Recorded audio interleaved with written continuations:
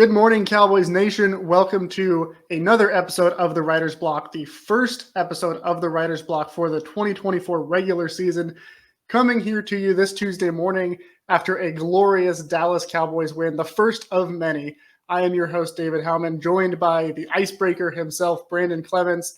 Our other co-host, Chris Halling, is not here this week. I assume he partied a little too hard after watching Jalen Brooks catch a pass in the regular season. So he's out this week. He will be back next week. But Brandon, Cowboys 1-0, great win. Before we get into all that, though, I was gonna say this before we learned that Chris wouldn't be on the show this week, and I was gonna say I'm gonna do it anyway. Is raise your hand if your college football team is undefeated week 2.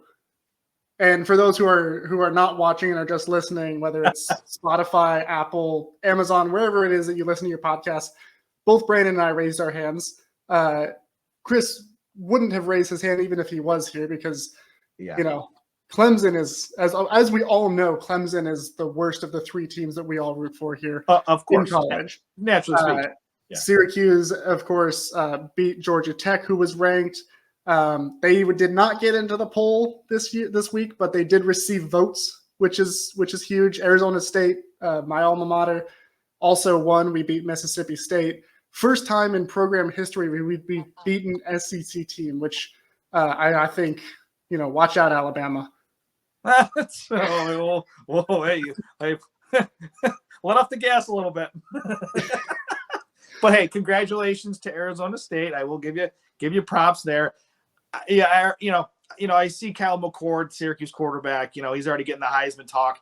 I know we've talked about that, plenty of times, during the offseason. So it's not really a surprise that I'm so far so good. It's only 2 weeks in, but Kyle McCord is a gift from the Buckeyes. So as Fran Brown would say, we're going to send some champagne to Ohio State. So thank you for Kyle McCord. And with that, it was a good all-around weekend. Syracuse played good, and what we're here to talk about today is a great Cowboys victory this past weekend. Yeah, and it was a great game. And before we move on past the college football stuff, because you mentioned Kyle McCord, which I'm just going to chalk that up to, you already had your Trey Lance moment. That obviously didn't go, completely well. Now you're latching on to Kyle McCord. Of course, it was Arizona State's running back, Cameron Scadaboo, who was named the AP Player of the Week for the entire nation. So I'm just going to hang my hat on that. I don't care what else happens the rest of the year. It's been a great year for Arizona State. I'm going to claim a national championship right now, and then really just focus the rest of my time on the Dallas Cowboys because, Brandon, it looks like we got a squad. Like this was a fun game. I was very nervous going into this one. Most of the week leading up to it, I kind of felt like and emotionally was getting ready for a loss. I just kind of felt like, the Browns are a really good rushing team. They have a really great pass rush. Defense was one of the, top 2 back and forth with the Ravens all last year. And Cowboys have 2 rookies on the offensive line. Run defense last year was not good. Who knew how good it was going to be under Mike Zimmer? Not a problem. Like Dak got sacked a couple of times, but he wasn't under constant duress. No. It wasn't really much of a problem. The run game didn't get going for Cleveland, partially because they had to throw the ball so much, and Deshaun Watson is garbage when he throws the ball, so that worked out for Dallas. But I don't know. Where were you? How surprised were you by this outcome? Were you expecting the worst, or were you one of the people that, by the way, I ended up predicting them to win by the time we came to the actual Sunday game. But I did not feel confident about it. Where were you at? So I'll preface this, and I'll make sure my nephew, I'll make sure he checks us out. I know he checks out the show. He's a Cleveland Browns fan, and we do a Sunday morning breakfast at my folks' place. We try to do it every Sunday. It's like a family tradition thing, and he was already talking he was just talking smack. He's a 15-year-old kid. Just how they are. They're mouthiest teenagers anyway. So so I had to put him in his place, and I literally said to him, I said, buddy, your 2 tackles are going to be out. Micah Parsons and that pass rush are going to be feasting. and y'all are going to get blown out. And I was right on both accounts. I was not, and again, I'm not trying to do this as a homer, but I just felt that confident in the Cowboys and knowing the situation of the offensive line for Cleveland and knowing what we have in Dallas on defense with Coach Zim and the, and the crew there. I was not surprised by this. I think Deshaun Watson, I think they can't get their money back for that $200+ million contract. I think he had 230 guaranteed. So Dak just broke that by $1 million. I think we got the better. I think we're already getting the better return on the investment, and he just got the contract. So so I wasn't surprised by it one bit. It was a great performance. All three facets of the game, dude. Like obviously you look at the box score and you're like, all right, Dak did pass for 200 yards and blah blah blah, and Zeke had only 40 yards. But if you take the box score out of it, watching the game, I knew the Cowboys were going to win from the get-go. They look like a superior football team. They look like a team for me that, as long as they keep that going, they're going to pick up where they left off and take it further by making a deeper run in the playoffs. Now, I don't want to get too far ahead of ourselves or ahead of the skis here. We're in week 1 going into week 2 here. So I'm excited, not surprised. I'm on to the next game.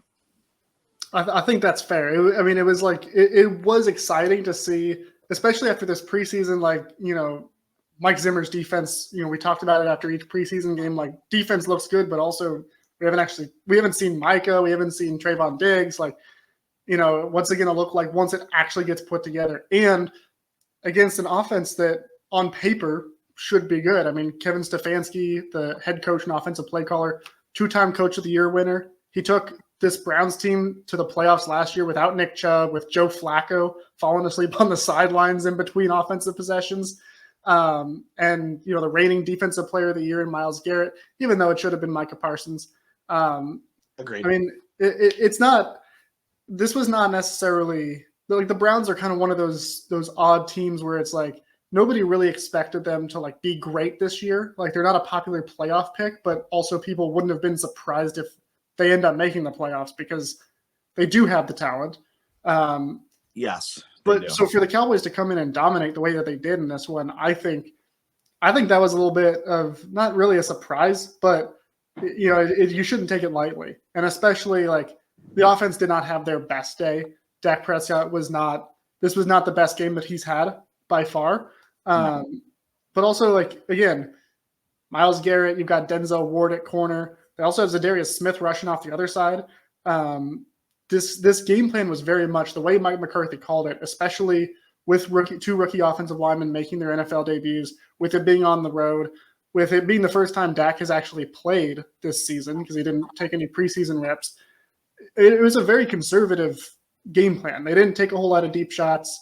They were running the ball a lot. They were throwing a lot of quick screens, a lot of quick passes.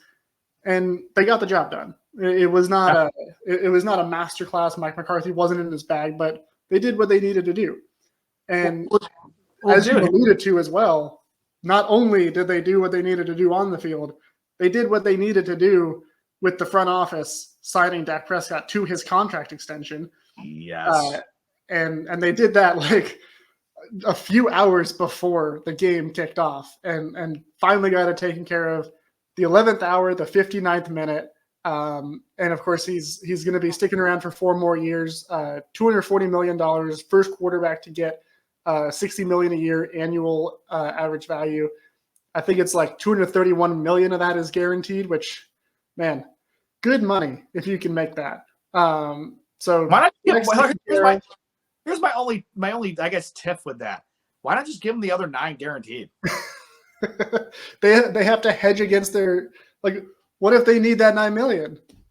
I guess. I mean, I'm like, okay, he got I saw the final numbers. I'm like, why don't we just give him the whole thing? It's Dak Prescott.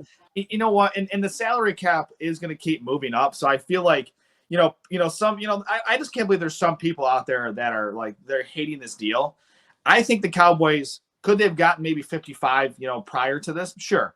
But you know what? At the end of the day, you're locking up your franchise quarterback, for the next until what, 2028, I believe it is. So, he's locked in. He's locked in for the foreseeable future. And he's still going to have prime years ahead because let's not forget, he's in his early 30s still. Like, he's still relatively young in an NFL sense. So he has some good years ahead of him. And again, the salary cap's going to go up, and quarterback contracts are going to go up. So yeah, Dak might be the highest paid, highest guaranteed, whatever analogy number you want to put out there. It's going to change soon enough. Somebody else is going to get the next big deal. And over time, that deal is not going to be that big of a deal. It's not going to be that big of a deal, I guess, going down the line, because other quarterbacks are going to get more than him at some point.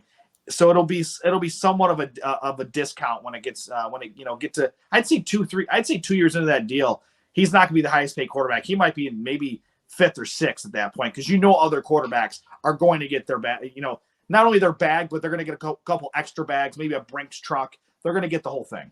Yeah, I completely agree. I was talking to one of my coworkers this morning, actually, or yesterday morning, since we're talking on Tuesday, recording Monday night, of course.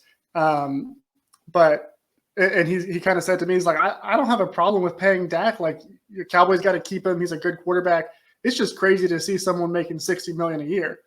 And I was like, yeah, but a couple of years from now, 3 more quarterbacks get extensions. He's not even going to be top 5 anymore in terms of the average salary.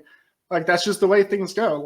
This happened the last time that they gave Dak his deal.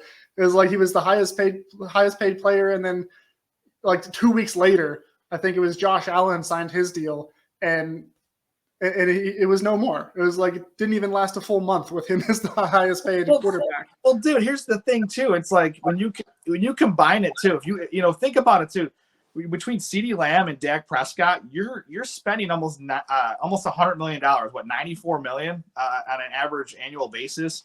And here's the thing: $34 million for CeeDee Lamb just a few years ago was what quarterbacks were getting paid. So like we're not only doing this with CeeDee Lamb or Dak Prescott, we're also doing this with CeeDee Lamb because other receivers are going to get more money. That's just the way the game works. And Tyreek Hill gets money. You're going to see Jamar Chase is going to get a big bag soon enough. The Bengals are going to pay him. It's like, that's ridiculous why they wouldn't, obviously. Like, they're going to pay him. So it's one of those things where, yeah, for a time being, it's like, oh my God, they got like the most expensive receiver and the most expensive quarterback. Yeah, for now. And then it's just going to change. And you know what? Let's be honest. There's a lot of chatter about spending that kind of money on 2 particular players, like a quarterback and receiver. But when you have a lethal combination like Dak Prescott and CeeDee Lamb, you lock them up, and you lock them up for as long as you can. And as long as they're both good, it's going to be fine. Like, they're going to be good to go. This franchise is in great hands. Now the next step is, we got to pay Micah. That's the next thing. Yeah. Well, and I mean, it's just the cost of doing business these days. Like, yeah, with the quarterback market, and now we're seeing it with the receiver market, it's not about what are these guys worth. It's about what is the cost to keep these guys. Exactly. And you don't let Dak Prescott walk out the door. You don't let CeeDee Lamb walk out the door. That's the price to keep them. And they did. And then a few hours later. What do you think? Any idea what Mike is getting? What do you think? Any idea? A lot. Yeah, I mean, I don't even know. He's not leaving Dallas. What I do know is that the negotiations for that contract are also going to be just miserable and dragged out and take far too long. But here's the thing: he does want to stay in Dallas. Like, there was he was on a recording today or yesterday, I believe. I think it was today. It came out where he wants to be in Dallas. Like, that's not like there's no question that he's going to stay. It's just how much and how long. Yeah. And it'll get done, but after months and months of content, just like Dak, just like CD. Another thing, just like all 3 of those guys, is they showed up, they stepped up, and they performed in this game. Yes, and it was a pretty great game all the way around. So much so that when we were doing the pre-show and planning everything out for this next segment of stock up and stock down, I asked Brandon, like, who's your stock up? And he said, can I say everything? It's true. And I was like, come on. No, Brandon, you cannot. You have to make decisions. You have to commit to something. Apparently. So we got something out of him. I'll leave you in a little suspense on what he chose first, though, because I'm going first with my player whose stock really rose in this game, and that's Jordan Lewis, the slot corner. Great. And I mean, I've been a fan of J. Lou for a while now, since he was drafted. Loved him at Michigan. He was just a scrappy corner. Yep. Loved that the Cowboys drafted him. Was just so upset that Chris Richard was a height supremacist and didn't want to play the short guy. He's been nothing but consistent since he got on the field for the Cowboys. Yeah. And obviously the plan was for Deron Bland to be playing outside with Jordan Lewis in the slot this year. We know what happened with Bland. He's not available. Rookie Kalen Carson stepped in. I thought he played really well. He very well could have been stock up for me as well. But Jordan Lewis had himself a game. He reminded everybody just how good of a tackler he is. There were some plays he made where I was just like, honestly, I was a little shocked that it was Jordan Lewis, because I was like, that looks like that's the kind of tackle you expect from a linebacker, the way that he was wrapping guys up. So he didn't get any big plays, any turnovers necessarily, but Jordan Lewis had a very Jordan Lewis game, and I was happy to see it. There was two plays that I can remember right off the top of my head. There was a play on the when you're watching on the screen, it was at the top of your screen. He blows up the blocker and pushes the blocker into his teammate, and the whole rest of the defense swarmed on the ball carrier. And that's Jordan Lewis, and you just mentioned he's not the biggest guy. And speaking of that, there's a monster named David Njoku. Like, you stood next to him, he's just a big dude. Njoku, he's a monster. And Coach Zim trusts Jordan Lewis to make that big tackle on third down against Njoku, and guess what? He did, and he shut it down. Drive over, beautiful play. Yeah, I love great, Jay. Great game, great game from J. Lou. Dude, but here's the thing. For years and years, like we've been on different platforms together over the last few years, and I've always been a Jordan Lewis guy. Like, he's always been my nickel. I've loved him since he was a third round pick out of Michigan, as you mentioned. I'm a big fan of his game, and I always have been. He's had some injury issues over the last few years, but you know what? J. Lou looks fantastic. I'm glad to see him healthy. And I think he's a great fit for what Mike Zimmer's looking for right now. It's a beautiful setup. Mm-hmm. I'm excited to see more of Jordan Lewis in this Mike Zimmer defense. Sticking with the Mike Zimmer defense, Brandon, who was stock up for you? Well, in the beginning there, I said everybody. It's so hard to, like, Jordan Lewis. That's a great pick. Overshown, could have been another great pick. Trayvon Diggs made a pick, so he could have been the pick. There's so many choices, but for me, it's that pass rushing unit as a whole. Like, that unit, like Deshaun Watson couldn't do anything. I'm looking at the stat sheet. DeMarcus Lawrence had 2 sacks. Eric Kendricks had 2 sacks. Obviously, Micah had a sack.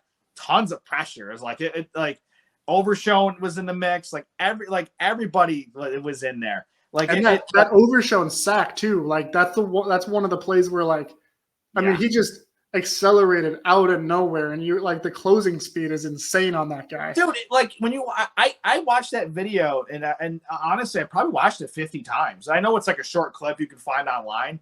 Like, I probably watched it 50 times today. It was so impressive because it was like he got shot out of a cannon and just went over and just took Deshaun Watson, took him off his feet.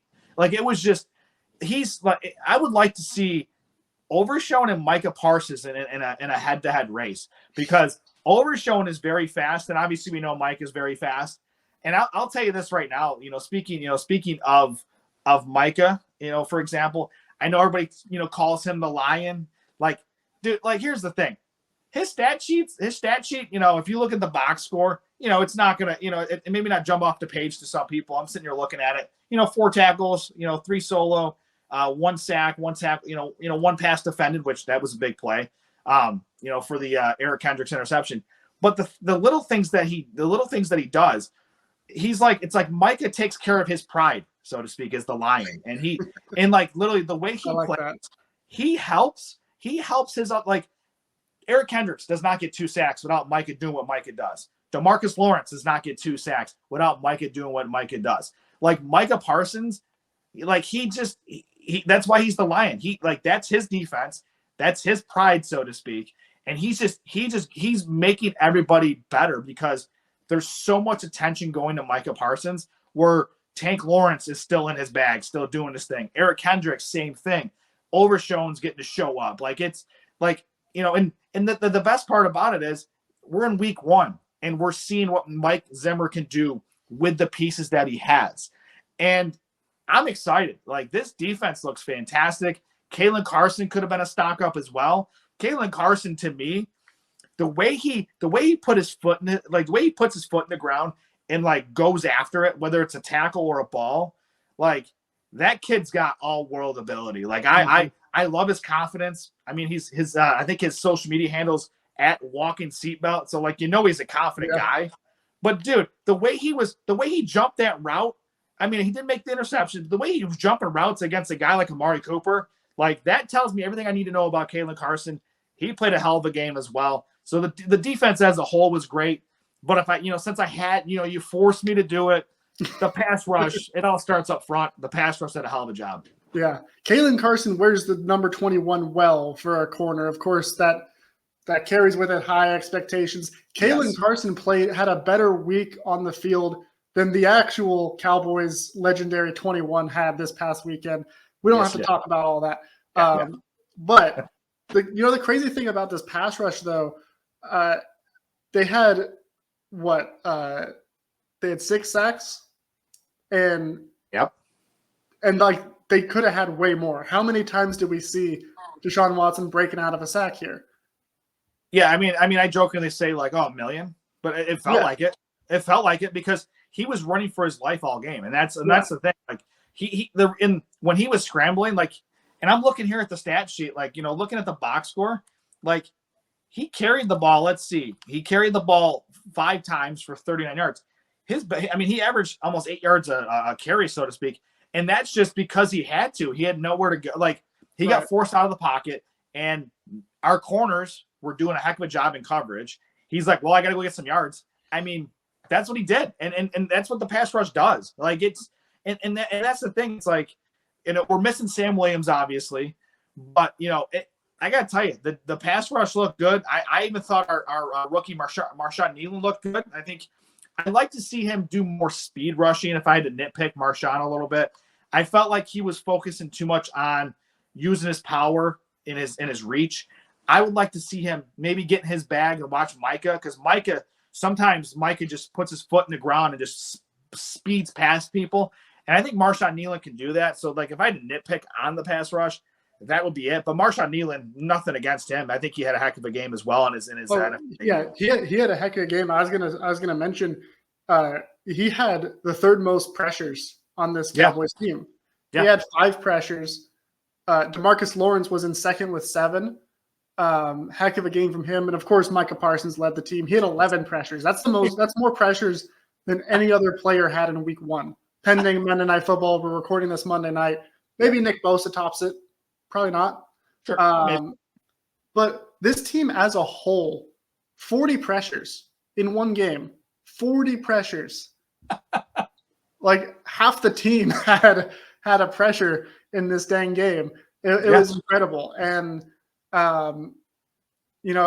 like any concerns that the pass rush was not going to be as good as it was, with Dan Quinn, like, no, like all due respect to Dan Quinn, but it's the players. Mike Zimmer's got players. He knows how to scheme up pressure too. Pass rush is great. That's a great pick for stock up. Much better than just saying everybody, because obviously it was a good valid. Game. Everybody played well. Like it was hard when we do the stock up, stock down thing. Usually you find somebody, stock up, stock down. Because you wanted to say everyone for stock up. I'm curious to hear who your stock down is. Surely you have a good answer.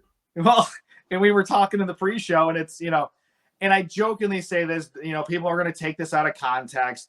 It's lighthearted here, on the writer's block. So I have to give my stock down to Mike McCarthy. And it's only because he didn't let Brandon Aubrey kick it from 71. Like, I'm sitting there watching the game, like, yeah, exactly. Not enough 71-yard field goals, as our great graphics coordinator David Howman does there. 71 yards. I'm sitting there watching it, and I'm like, let him kick it, and then they don't. I'm like, oh, that was the only thing that made me mad the entire game, really. Like, I was just like, let him kick it. And the best part was, the clock, the delay game obviously went from 60, the ball got moved back 5 yards. So it was 66, moved back to 71. And of course he banged it in from 66. Like that was nothing. And at that point, I'm like, let him kick it from 71. And I say that half-hearted because Mike McCarthy was thinking smartly on it. Like, you don't want to give Cleveland any momentum on a potential, kick six type of situation. I get that. But in weeks past, McCarthy has said Aubrey's good from 70, so why not 71? So that's my stock down. Again, Brandon Aubrey looked fantastic. I mean, even the GOAT himself, Tom Brady, was in awe of Brandon Aubrey's greatness as a kicker. So, Aubrey's the best kicker in the league, and there's nobody else in the league. Justin Tucker has missed a field goal this week, so. Brandon Aubrey's the best kicker in the league. My fantasy team knows that Justin Tucker missed a field goal. I lost because of that missed field goal. I should have had Brandon Aubrey. Yeah, dude, and that's the thing. Like Brandon Aubrey to me is the best. He's the best kicker, not only in like fantasy football circles, which I know we both are aficionados at, but but in real life, like he's when he kicks the ball from 66. It doesn't look like he's hurting. He's going all at it either. Like he just kicks it. Like he's just a natural soccer player that just knows how to kick a ball. And I just love the fact that he's our kicker. And here's the thing is like, this is in Cleveland. This is a stadium that's known for windy conditions. Yeah. Weird things happen on kicks, especially long kicks. There was more movement on one of his later field goals where it kind of wiggled around and then went in between. Yeah. That 66-yarder, like you said, he booted it. Like he didn't even sweat. It looked like he was falling asleep as he was kicking it. It was just such a routine for him. It would have been fun to see him try the 71-yard field goal. Obviously, we both understand why Mike McCarthy didn't let him do that. It makes sense. Yeah. But in my head, he made it. Just do it. So I mean, that's a fair pick for stock down in a game like this too, where just about everything went the Cowboys' way. My stock down was very easy though. Stock down is Tom Brady. Oh, come on!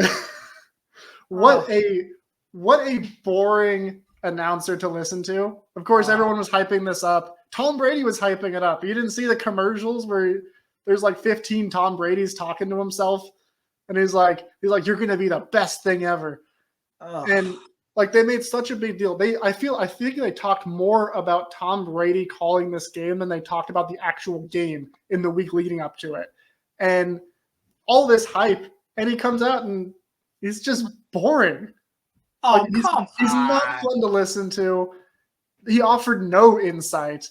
There was so much silence in the game. I felt bad for Kevin Burkhardt because he was carrying them. He was carrying the broadcast the whole time. And especially when you demote Greg Olson, who almost from the very jump was just like a natural at calling these games as the color commentator. Like he can go in depth with you on things. He gives you like in-depth X's and O's similar to Tony Romo. And he's just like excited. He's fun to listen to. And then Tom Brady's just like, oh yeah, Bill Belichick used to cuss me out. Doesn't elaborate beyond that. Like, come on, man. What? No. He's got the next 2 Cowboys games, man. No, thank you. That was my stock down. Oh, I have to strongly disagree. I know Chris would team up because I called him out on it on Twitter X, whatever you want to call it. Because he's in the same agreement with you. He's, that's fine. I'm used to being in the minority with these things anyways, because I guess I go against the grain. That's kind of I guess that's my thing. I thoroughly enjoy Usually it's Tom called Brady. Being wrong. I enjoyed Tom Brady. I'm not a big Greg Olsen guy. I'm just not. Like and I'm not trying to cite things, because when you cite your degrees and your experience, you're kind of come off as an a-hole, and I'm not, I try not to do that stuff, but I never really cared for Greg Olsen. I just, he's not really my cup of tea. I know a lot of people like him, and that's fine, but I really, in that whole X's and O's thing, I was watching the game. Tom Brady was explaining things. He called things out as it was happening. That Micah Parsons tip, he was literally drawing it up on the screen about Micah Parsons. And what did Micah Parsons do? He does what Micah Parsons does. He makes a big play. Like Tom Brady was calling. All he did was circle Micah Parsons and say, "Hey, you got to watch out for this guy." Oh, he's like, you know what he said? Millions. He's like, a big. Did they teach you that in Ann Arbor? I enjoyed it. Like he was calling out things. He was calling out the defense. He was analyzing it like Tony Romo, and I enjoyed that. He was not. Yes, he was. Here's a quote from Tom Brady in this game that he was calling. It's hard to get 10 yards, a lot harder to get 20 yards. Yeah. Oh my God! Wow! Like this is earth-shattering news. Thank you, Thomas. It's true. Is that what $300 million worth of money gets you in broadcast these days? Here's the thing. Good Lord! It was his first go around. Like, let's be honest. Like, I'm not saying he was perfect, but like I was talking to other people that agree with me actually on this, and they were like, "Yeah, I thought Tom did fine." Like, I don't know why people like Greg Olsen. I he's probably a nice guy, but because he's good. I don't think he's that great. I think he craps on the Cowboys that was the thing that annoyed me. He always crapped on the Cowboys, and yet Cowboys fans were like, "Oh my God, Greg Olsen's the greatest commentator." No, he's not. He craps on the Cowboys every chance he got. Like, no. When you know what I remember is Greg Olsen many times making the argument for why Dak Prescott is underrated as a quarterback. I remember him saying, I think he called the Packers game, and he was saying during the game, as they're getting completely destroyed, having their season dashed in shocking fashion, and he's saying, "Well, you can't fire Mike McCarthy. Like, he's too good of a coach, and what are you going to get to replace him?" Like, he was arguing in favor of the Cowboys, and you know what? They did exactly what he said that they should be doing. Well, here's the thing with Greg Olsen. Yeah, will he have his moments that he's making it look good? Sure. But here's the thing. He talks a lot of crap. And that's the thing. I don't think so. I think he does. I don't think I've ever heard anyone else say that he talks crap about the Cowboys. If anything, he says good things about him because he knows what he's talking about. I'll be honest with you. Like, I wish, honestly, it might not be safe for our YouTube audience, but if I put a camera up and put me on, like, watching a game that Greg Olsen was calling, I probably would have cussed at him, even though he can't hear me, probably at least 12 times a game, because there were things that he was saying. I'm like, that's ridiculous. He was saying things. I'm like, well, yeah, duh. Like, no kidding. That was me and like the rest of the world watching Tom Brady, listening to Tom Brady yesterday. And I mean, either way, we've gotten way off topic. This is not the Tom Brady show. This is a Dallas Cowboys show. And that's show. Why he gets paid $300 million. There you go. There you go. But I mean, stock down, boring, 2 out of 5 stars. I will say, when I watched the Sunday Night Football game, Lions and Rams, and we'll touch on that in a little bit too. But I mean, I ended up saying in my own head, I was like, man, Chris Collinsworth is annoying the crap out of me. At least Tom Brady wasn't annoying; he was just boring. So there's my takes on all of the announcers, all the commentators, in case anybody was wondering. Yeah. But now that we've talked about that, I do want to talk about some of the other action that happened around the NFL in this week 1. And of course, we're recording this Monday night, so we don't know what's happening between the 49ers and the Jets. We know that Christian McCaffrey isn't playing in the game. It was a surprise inactive. That's pretty much all we know. But Brandon, it was kind of a strange week for a few teams. Bengals lost to the Patriots. The Saints actually may have a good offense, who of course the Cowboys play them next week. They dropped 40, almost 50 on the Panthers. Bryce Young still looks, anyways. It's not that. Bryce Young still looks bad. The Panthers look really bad. Yeah, they still. But what were some of your biggest surprises from this first week? I mean, you alluded to it. Like, the Patriots look like a competent football team. Jacoby Brissett, he did what I thought he could do, which manage the game. Joe Burrow did not look great. Jamar Chase didn't look great either. The Bengals they were discombobulated. Like it was not pretty.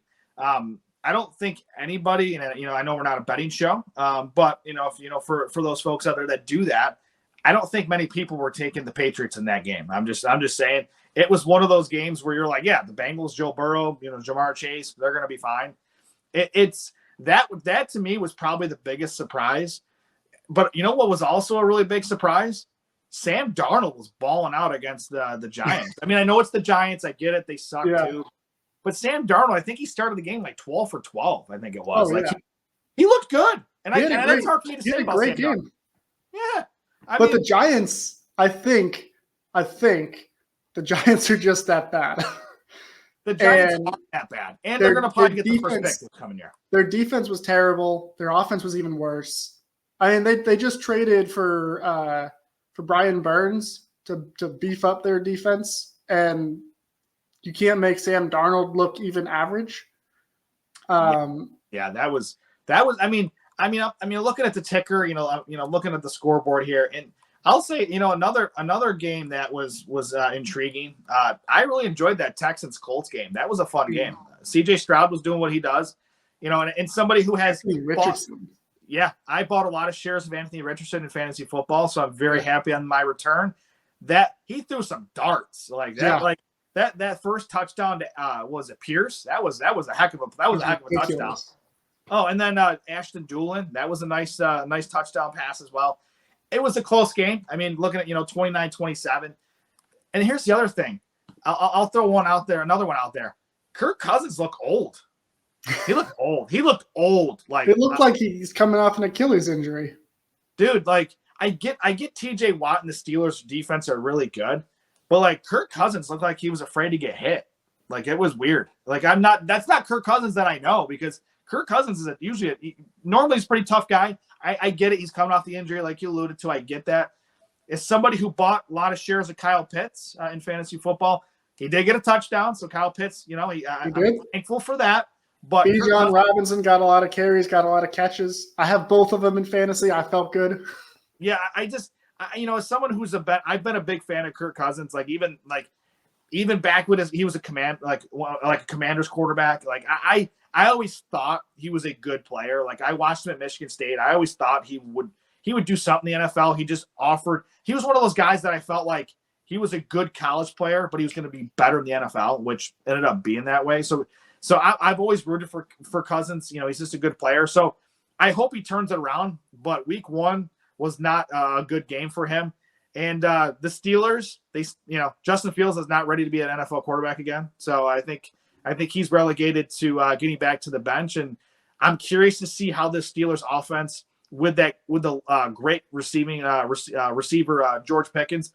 I wonder how they do with Russell Wilson. I guess we'll see soon enough. Yeah. Well, and the Steelers, won, what was the score? 18-10. Yeah, they didn't score a touchdown. All field goals. Chris Boswell, unreal. Whoever had Chris Boswell in fantasy, hats off to you. What a first week. Yeah. How about the Bears and Titans, though? That was I don't think that was like a marquee game. Maybe not a lot of people watching that one, but for those who weren't, the Titans went up. Really, they went up big early on in this game. Yeah. Looked like they were just gonna dog walk the Bears. And Caleb Williams, for that matter, had a horrible debut. I don't even think he broke 100 yards passing. Very, very poor game for him, but he also didn't turn the ball over. So there's that.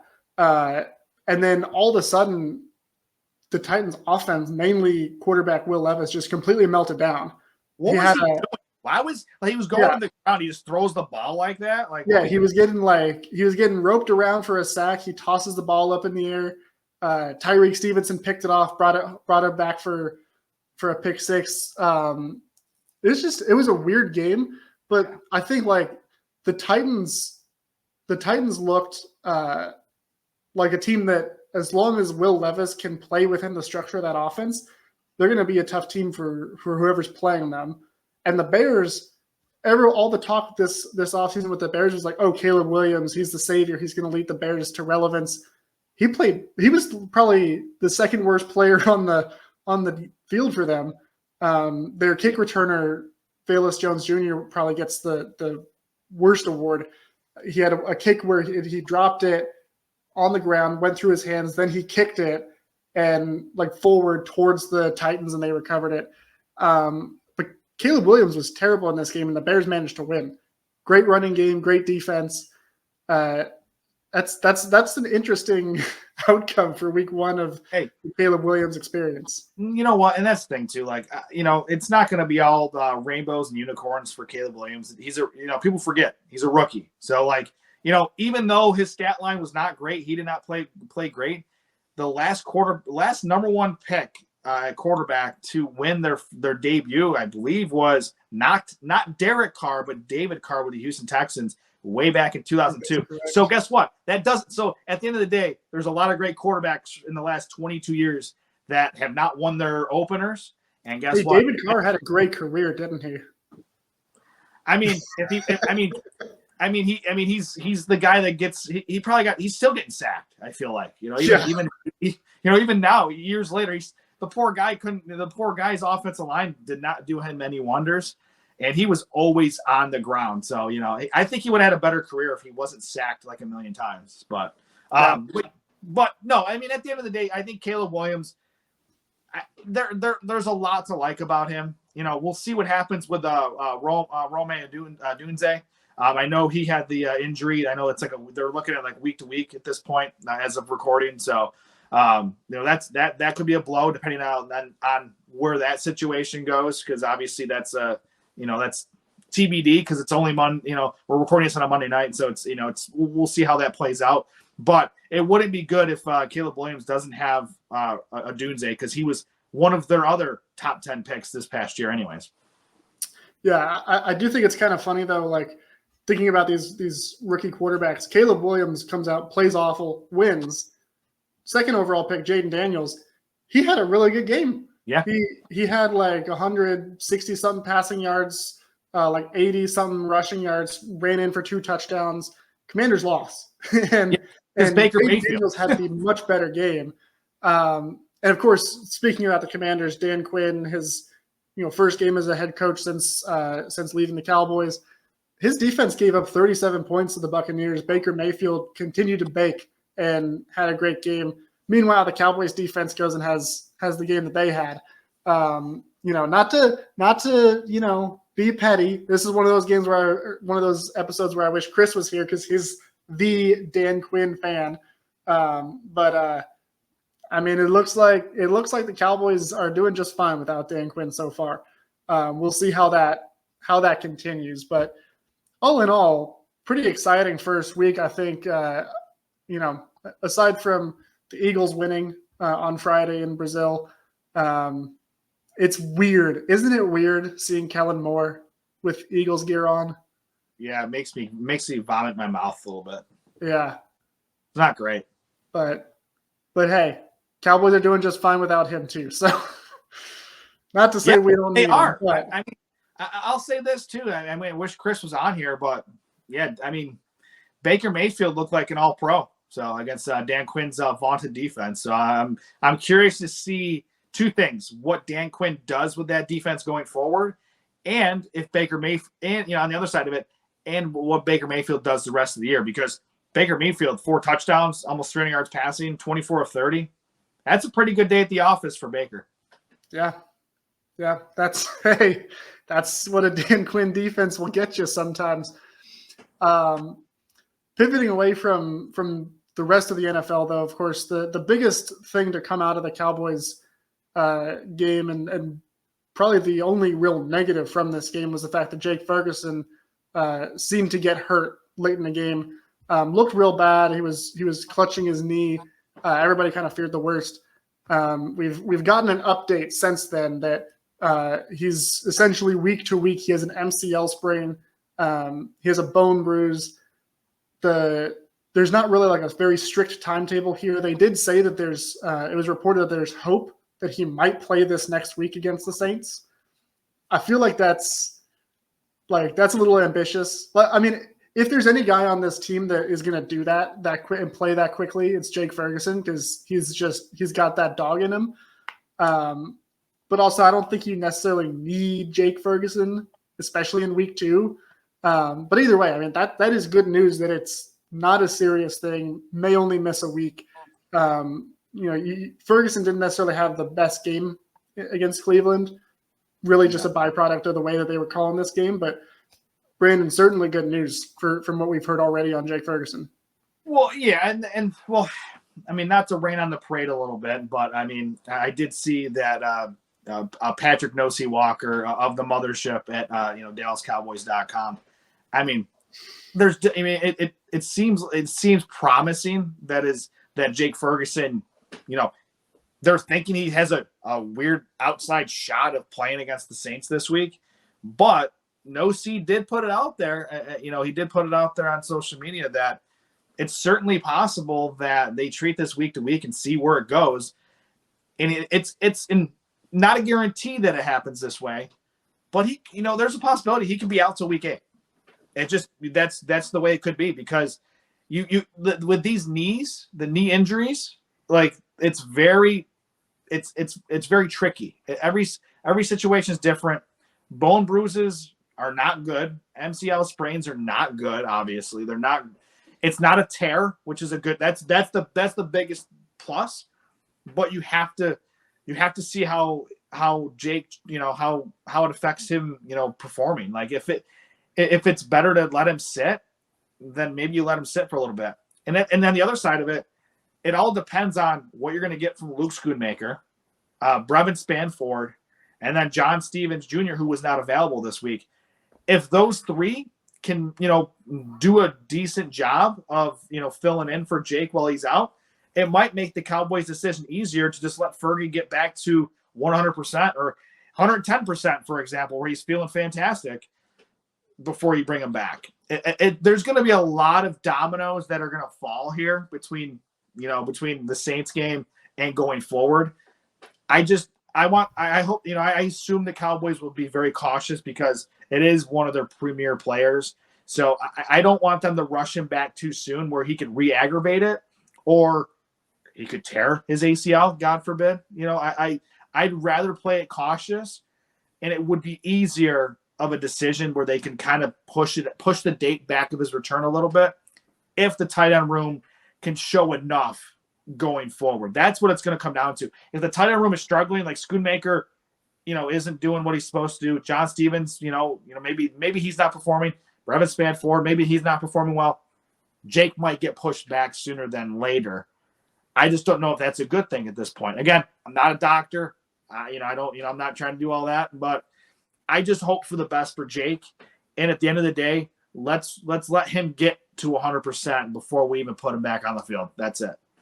Yeah, I agree. There's really no reason to rush it.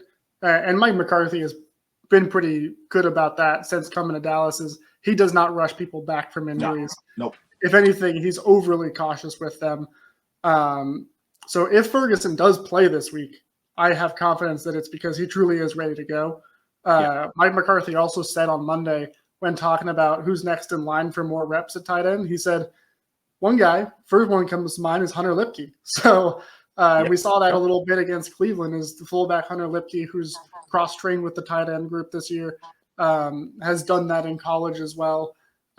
He played a lot of tight end in this game, lining up as an extra blocker. So and he had a catch in this first game too. So that might be something to look forward to, is even more Hunter Lipke usage as well.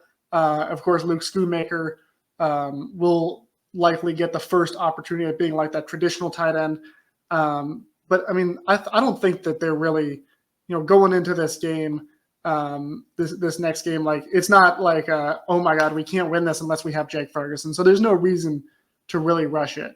Having said that, I do want to just take a little bit of a look ahead at their next game, which will be their home opener, playing against the New Orleans Saints. And back in the offseason, the 3 of us went through their schedule, the Cowboys schedule, and predicted each game. And all 3 of us picked a win for this one in week 2. All 3 of us said some version of, I'm not scared of the Saints. I'm not worried about them. Brandon, are you worried about them? They just put up, 40, I think it was 47 points on the Panthers. And granted, the Panthers have had a good defense the last couple of years. Ejiro Evero is their defensive coordinator. He's highly regarded. They did just trade Brian Burns away, of course, but Derek Carr looked great. They have a new offensive coordinator who runs the Kyle Shanahan offense, came over from San Francisco. Clint Kubiak is the guy now, and they looked much better in that offense. Does that scare you, or are you just like, that's all about the Panthers being awful? It's all about the Panthers being awful. I mean, the Panthers are going to, I mean, I would have said coming into week one, arguably one of the worst teams in football. I would say the Patriots were there, but Patriots, we'll see if it's a 1 week wonder. We'll see how they do the next week with Gerard Mayo, steering the ship there for the Patriots. But yeah, the Saints, look at the numbers here. I mean, Derek Carr, he had a very efficient game, 82.6% completion percentage, 200 yards. 3 touchdowns, no picks. He's a good quarterback, but when he goes against a really good pass rush, he tends to make mistakes. And last time I checked, the Cowboys have a pretty decent pass rush. So I think we're going to see Derek Carr come back to earth a little bit and be that guy who makes mistakes that, you're like, why is he throwing that? And it's because the Cowboys pass rush is in his grill. I mean, Alvin Kamara had a decent game as well. I think, Father Time hasn't caught up to Alvin Kamara yet. He looked pretty good. Jamal Williams, he did some mop-up duty. He looked decent. I guess the curiosity for me is how are they going to – I want to see how Rashid Shaheed and Chris Olave do. That's the other piece of it as well. I'm curious to see how our corners are going to match up. That to me is super. I think it's going to be interesting. I'm not really worried about Diggs. Diggs will cover his side of the field, no problem. I want to see how Caitlin Carson does, next week, in week 2, because he put on a great performance in week 1, but he's a rookie. Rookies can make mistakes. They probably will. I want to see how he builds off of week 1 going into week 2. And if he shows what he did against the Browns it's not a blip on the screen. It's how he is going forward, which I feel that is his personality, that is his skill set going forward, then we're going to be in good shape. But I'm curious. The defense, I mean, looking at the defense, they don't really scare me, dude. I just, they beat up on a team that's not very good. Bryce Young, I know it's year 2, but I think the Panthers are regretting not taking CJ Stroud. I'm just putting it out there. Bryce Young, I don't want to label him a bust yet because that's not fair to him. He's only been in the league 1 year and 1 game, but the returns are not great on the investment. So comparing Bryce Young to Dak Prescott will, I think he's going to shred apart this New Orleans Saints defense. And I think you're going to see in the box score, I think you'll see a lot higher of a passing figure than we saw against the Browns. I just have a good feeling that CD is going to get a big number. I feel like Brandon Cooks, I feel like this is another game where Brandon Cooks gets a deep ball. I think Brandon Cooks has a good game. And I'm really hoping that Jalen Tolbert can do something because I didn't see Jalen Tolbert at all this past week. So, and he had a catch. To me, nothing. Like Jalen Brooks, Chris's guy, nice play. He made the highlight reel, so good for Jalen Brooks. I think to me, Tolbert did as much as Ryan Flournoy did, and Ryan Flournoy was on the inactives this past week. So I want to see more from Jalen Tolbert. That's I think he has it in him, but at this point, I haven't seen anything from Jalen Tolbert to make me back off of what I've said all offseason about Jalen Tolbert. So hopefully Jalen Tolbert can show us why the Cowboys took him in the 3rd round just a few years ago. I mean, to be fair, this was not the kind of game in week 1 where Jalen Tolbert would have a big day.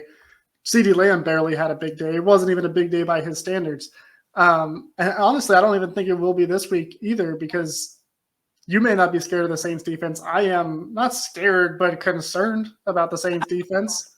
This has been a top 10 defense for quite a few years now. Dennis Allen, their head coach and their defensive play caller, he runs a tight ship. That defense is really good. Cameron Jordan is one of the most underrated defensive players in the NFL. They have some talent on that defense.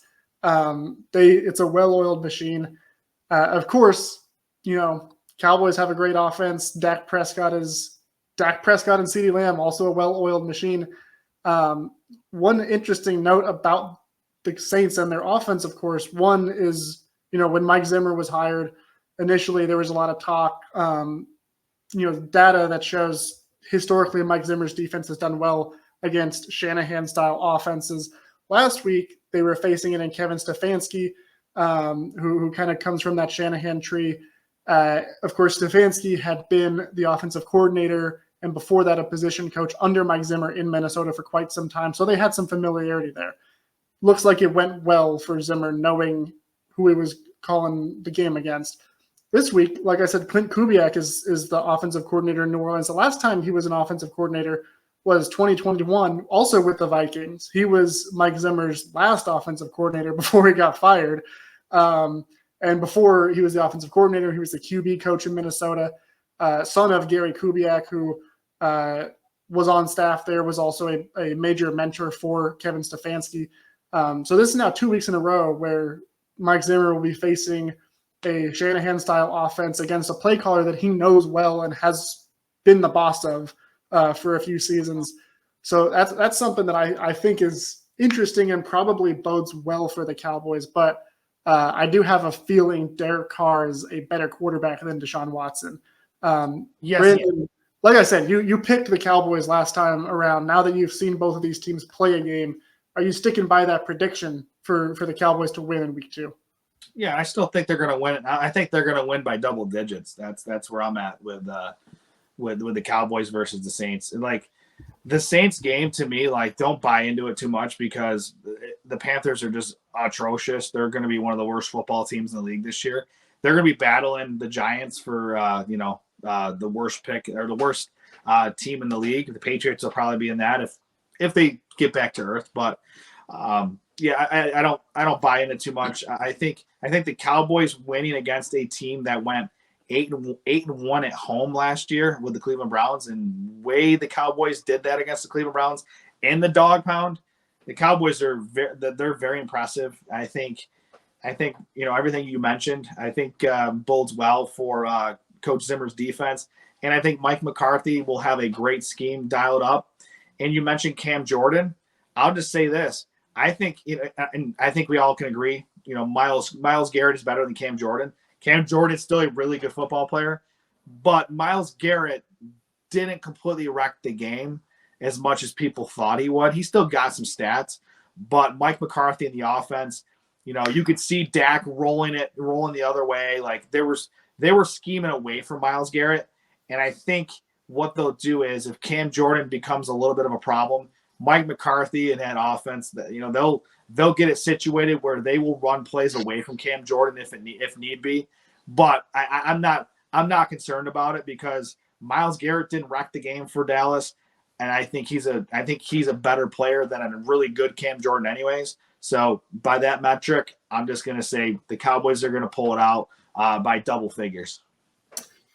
That's big talk. I don't know if I'm quite willing to go there and say win by double digits, but I do think the Cowboys will win this game, which does transition us into our last little segment for this episode, which we're going to start doing weekly, is going around and making predictions for all these games.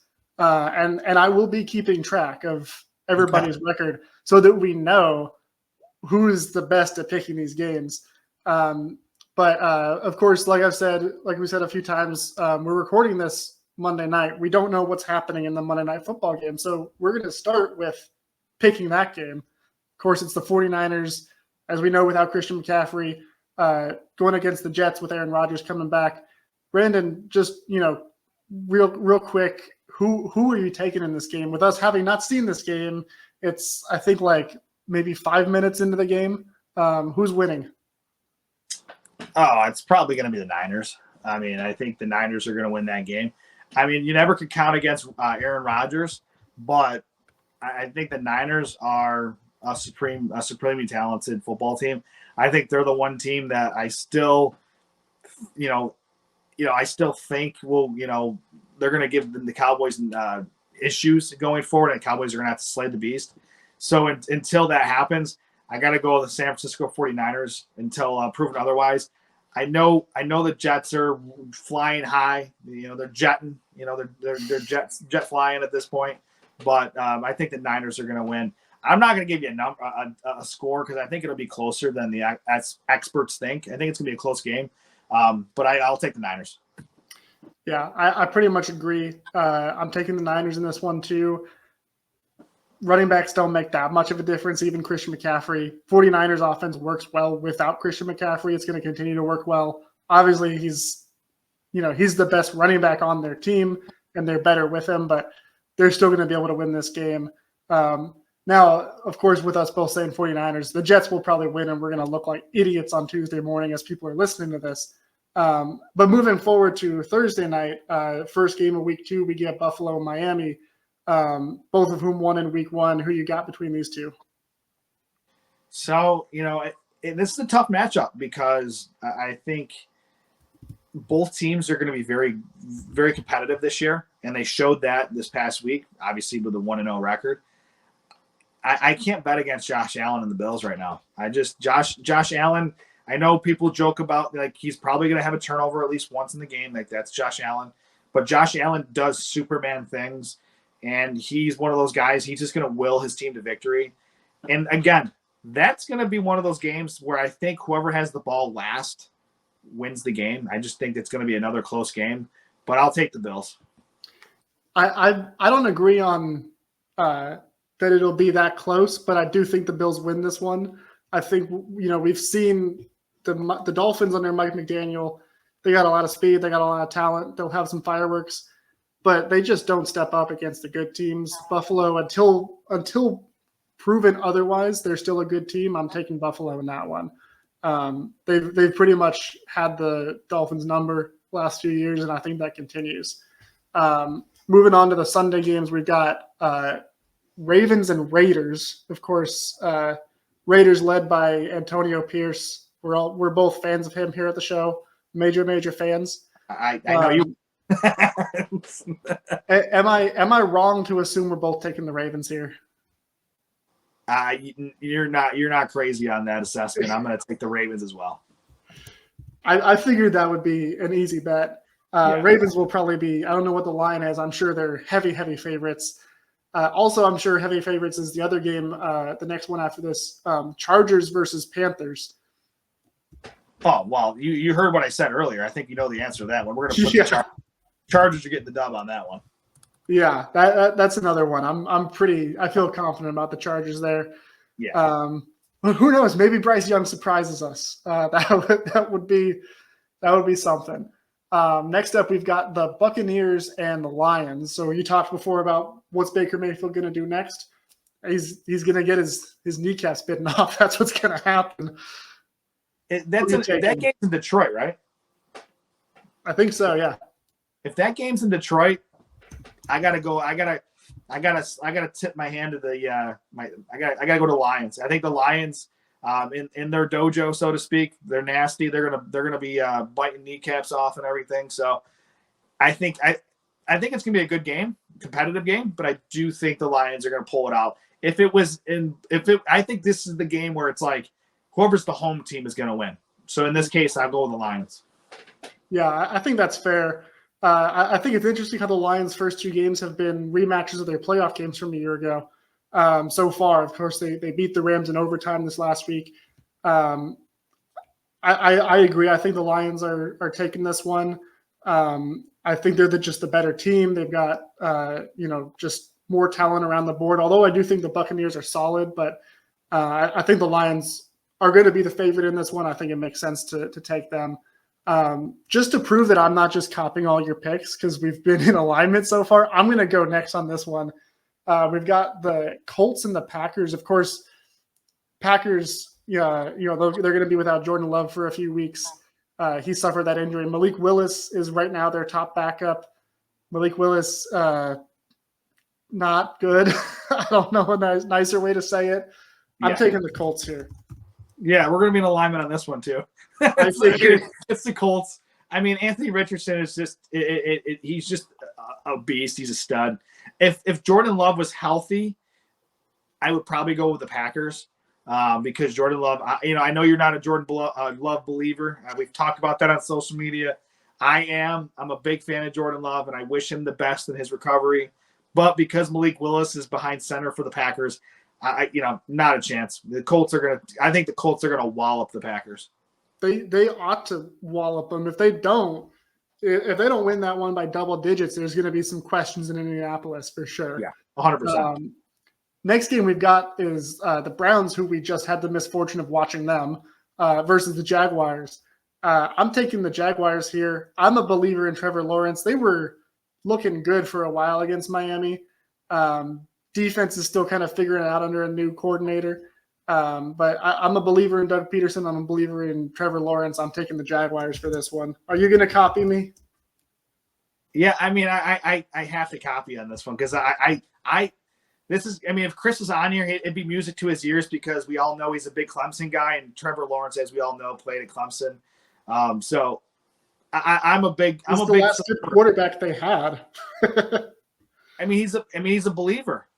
I'm a believer in Trevor Lawrence. I like him. I like Travis Etienne. I know Travis Etienne had that fumble against the Finns this past week, which I think turned the tide just a little bit. But yeah, I think I like what the Jags have. They have a really dynamic Brian Thomas, the receiver, is really good. I think they got a good unit there. I think the Jags are going to win that one. Yeah, that's a solid pick. Next, we've got 49ers and Vikings. And keep in mind, a year ago, the Vikings beat San Francisco with a backup quarterback. Here they are playing again, Minnesota, again with a backup quarterback. Who are you taking? I said it before. I said it just a few minutes ago. I can't bet against the Niners at this stage of the game. And here's the thing, too. The Niners know Sam Darnold pretty well because he did spend some time there. So I think the Niners are going to be ready to go, and they know what Sam Darnold does well and what he doesn't do well. So I do think the Niners are going to take care of business against the Vikes. I think that's fair. Next up, we got Seahawks and the Patriots. Two teams that are 1-0, kind of a surprise. Both of them in year one of a rebuild. We already talked. We didn't expect the Patriots to win week one. I don't think anybody did. Do you think they're going 2-0? No, I think the Seahawks defense is going to be. I think they're very good. I think the Seahawks defense will be probably a top 10 defense by the end of the year. I do think they're that good, especially in the back end. They got a lot of great players. Like Woolen is very talented, for example. Like he's just a really talented player. And Geno Smith. I watched some of the highlights. People were like, "Oh my God, Geno can run." Did you not watch him in West Virginia? The guy ran the ball pretty well at West Virginia. So Geno. That was forever ago, though. I know, but Geno, people are acting like Geno runs like Peyton Manning. Jeez Louise. Like let's Geno's got wheels still. And he looked good on that run. I think the Seahawks are going to win this game. What say you? I think the Seahawks probably win this one. I underestimated the Patriots in week one, so that makes me a little nervous to underestimate them again. But Seahawks have the better team on paper. They should win this one. Yeah. Next one, we've got the Jets against the Titans. I know where I'm going with this one, but I'm going to let you go first because I feel like this maybe is the one where we might finally disagree on who we're picking. I mean, I'm not betting against Aaron Rodgers or against the Titans, so I'm going to go with the Jets. I figured that was where you were going because I'm taking the Titans. Hey! I believe in Tennessee. This defense is legit. They looked great against the Bears. And Tony Pollard looked like vintage Tony Pollard. They've got Tyjae Spears, who's a really good complement to him in that Tennessee offense. They've got good weapons around Will Levis. They just need him to just hold it together. Just keep it together for 60 minutes. I think this was a learning experience for him in week one. I think he'll put together a good game and upset the Jets. here in week 2. Here's the thing. I don't know if I know you're not a wrestling fan, but there's a lot of talk about I believe in Joe Hendry going around. I believe in Aaron Rodgers and the New York Jets. I think they're going to be really good this year. That means nothing to me, but I don't believe in Aaron Rodgers because, as we all know, he's a liar and a fraud. So. I know you don't like Aaron Rodgers, so I knew where you were going. I knew you were going to pick the Titans just off of that alone because I do know our pre-show talks. I know how that goes. Next, we've got an NFC East matchup. First NFC East divisional game. Giants and Commanders. I feel like we know we're both taking the Commanders, right? Yeah. The Giants will be lucky to win a game this year. Yeah, it's going to be rough sledding for them. Yeah. And I'm all for it. Chalk up a win for Dan Quinn. Yes. And Arizona State former Arizona State quarterback Jaden Daniels as well. Yeah. We're hanging a Heisman banner one of these days for Jaden Daniels. We're counting him, okay? You should. Why not? I mean, he was part of the family. He still is part of the next, we've got Rams and Cardinals. They're both 0-1. They're both barely 0-1. Rams lost in overtime to the Lions with their 6th and 7th string tackles playing. Cardinals led the Bills for most of the game, and then Josh Allen went supernova. This is a tough one. I'll go first. I'm taking the Rams just because I believe in Sean McVay. Matt Stafford is Matt Stafford. I think it's going to be a tight one, but Sean McVay. Yeah, I mean, I can't go against it. I mean, let's be honest. You mentioned 2 out of the 3 names I was going to mention when it comes to the Rams. I think it's I feel bad for Puka Nacua with the injury. He's going to be out on the IR for a minimum of 4 weeks. That sucks. As somebody who bought some shares of Puka Nacua in fantasy, that's unfortunate. But what we did see was Stafford and Cooper Kupp. They look fantastic on Sunday night, and I think they're going to continue that. I think Cooper Kupp is going to have if you have him in fantasy, you're going to be very happy this coming week. I think he has a monster game, and I got to slam my fist on the board for the Rams. There you go. Copying me again, man. How lame.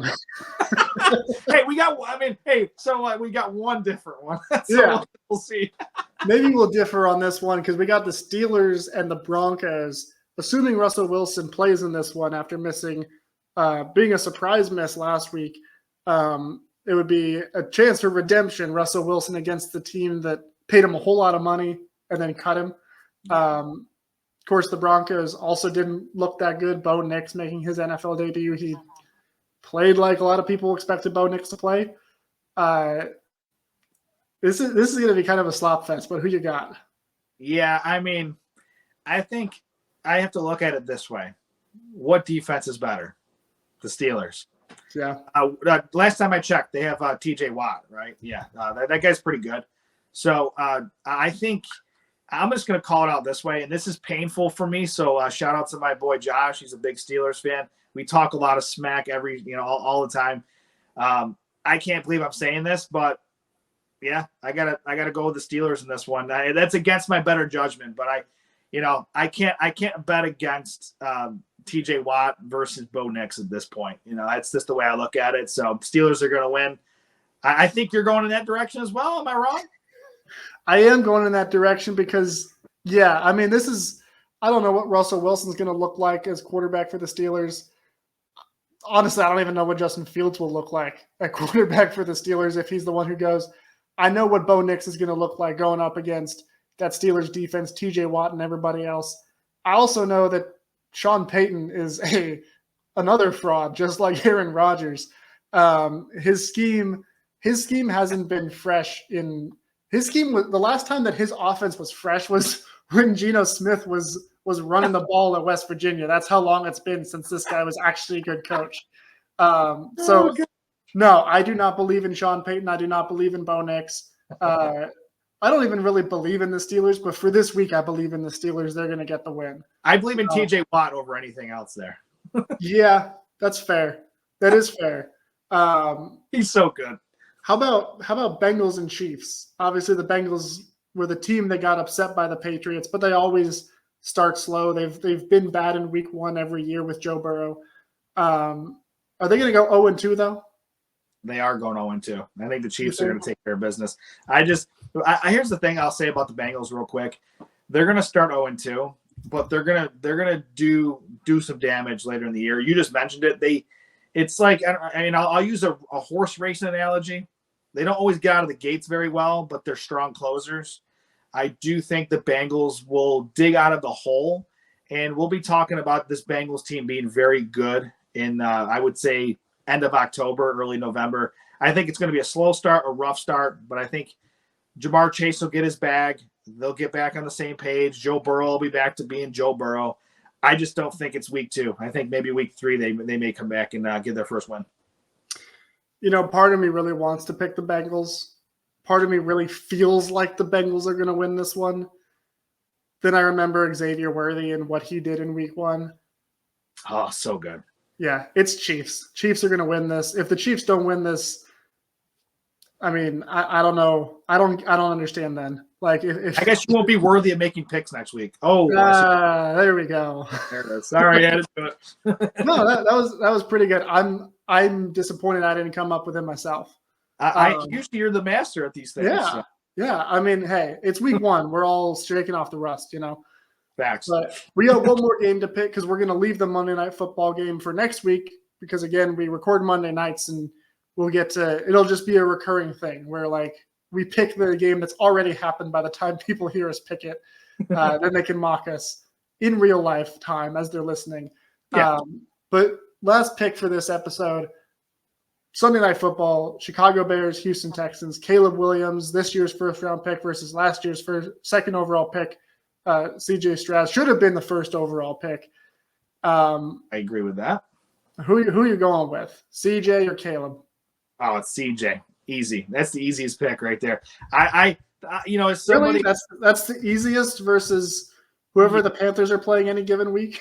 Yeah, the Texans are so good. Like, they were already good last year, and then they add Stephon Diggs into the mix. And CJ Stroud's just going to continue to get better and better. Like, I have a good feeling the Texans are going to be so good this year. So I think Caleb Williams is going to he's going to lay another stinker, and I think the Houston Texans are going to win. We disagree again. Oh, I'm taking the Bears. I'm taking the Bears for the upset. I think Caleb Williams is going to have a great game. I think he's going to go off in this one. I think the Bears defense is legit. I also have been talking a few times this offseason about I think the Texans are going to take a little bit of a step back this year. I don't think they're going to be downright bad, but I don't think they're going to be like this just absolute like sensation playoff lock. I think CJ Stroud is going to have a couple of struggles here and there. I think defense isn't, quite that great. And they play in a division that got better everywhere up and down. All 3 teams around them got better. So I think it's going to be a little bit of a come down to reality and reset your expectations for the Texans. I think that starts in week 2. I think that starts in week 2 with Caleb Williams having a signature moment. Bears start 2-0. They get the win. We'll see. We'll see next week if I'm right. I trust in DeMeco Ryans. That's all I'm going to say. That's fair. I don't. Nothing against DeMeco. I think he's a perfectly good coach. I think the Texans are going to have a little bit of a rude awakening this season, and I think it starts in week 2. Okay. But that's it for us with picking these games, and we will be back next week, and we will have our answers as to what our records are. We're going to get some picks from Chris, too, so that we can either praise or mock him for how right he was on these games, too. And we're going to have a whole lot of fun, ideally coming back from yet another Cowboys win. But until next week, signing off for the Writer's Block, David Howman, Brandon Clements. And we're going to change it up, the sign off for this one. But now that the season has started, we got to go with the classic for the Writer's Block. How about them Cowboys?